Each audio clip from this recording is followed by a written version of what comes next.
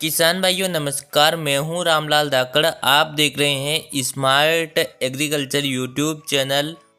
इस वीडियो में हम बात करेंगे कि लहसुन की ज़्यादा से ज़्यादा पैदावार प्राप्त करने के लिए हमें लहसुन में कौन से खाद का प्रयोग करना चाहिए।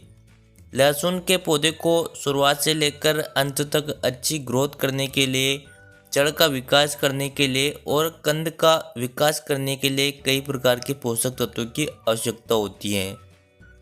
तो इस वीडियो में हम बात करेंगे कि लहसुन के पौधे को कौन से पोषक तत्वों की आवश्यकता कितनी मात्रा में होती है और उन पोषक तत्वों की कमी को पूरा करने के लिए कौन से खाद का प्रयोग कितनी मात्रा में कौन सी अवस्था में करना चाहिए।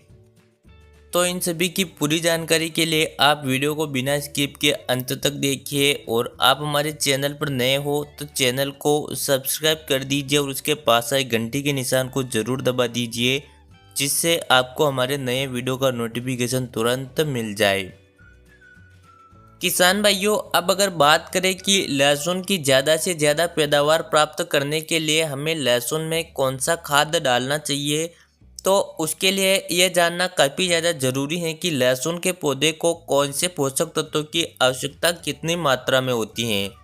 तो लहसुन को 1 एकड़ में 40 किलोग्राम नाइट्रोजन, 20 किलोग्राम फास्फोरस और 20 किलोग्राम पोटाश की आवश्यकता होती है। अब बात करते हैं कि इन पोषक तत्वों की कमी को किस प्रकार से पूरा करना है। इन पोषक तत्वों की मात्रा को पूरा करने के लिए कौन से खादों का प्रयोग कितनी मात्रा में करना है, तो इसके लिए हमने एक कॉम्बिनेशन बनाया है। उस कॉम्बिनेशन का प्रयोग करने से पौधे को सभी पोषक तत्वों की मात्रा पर्याप्त मात्रा में मिल जाती हैं। तो आपको 40 किलोग्राम नाइट्रोजन की कमी को पूरा करने के लिए प्रयोग करना है 70 किलोग्राम यूरिया। यूरिया में होती है 46% नाइट्रोजन। अगर 70 किलोग्राम में से 46% नाइट्रोजन मिलेगी तो पौधे को मिल जाएगी 32 किलोग्राम नाइट्रोजन। उसी के साथ आपको प्रयोग करना है 44 किलोग्राम डीएपी। डीएपी मतलब डाई अमोनियम फास्फेट। डीएपी में होती है 18% नाइट्रोजन। 18% नाइट्रोजन होती है तो उससे पौधे को मिलेगी 8 किलोग्राम नाइट्रोजन। मतलब कि 32 किलोग्राम नाइट्रोजन और 8 किलोग्राम नाइट्रोजन से हो जाएगी टोटल 40 किलोग्राम। उसी के साथ फास्फोरस की बात करें तो डीएपी में होता है 46% फास्फोरस। अगर आप 44 किलोग्राम फास्फोरस का प्रयोग करोगे तो उससे पौधे को 20 किलोग्राम फास्फोरस आसानी से मिल जाएगा। अगर अंत में बात करें पोटाश के बारे में, तो जो एमओपी खाद होता है उसमें 60% पोटाश की मात्रा होती है। इसलिए अगर आप 1 एकड़ में 35 किलोग्राम पोटाश का प्रयोग करते हो तो उससे पौधे को 21 किलोग्राम पोटाश मिल जाएगा।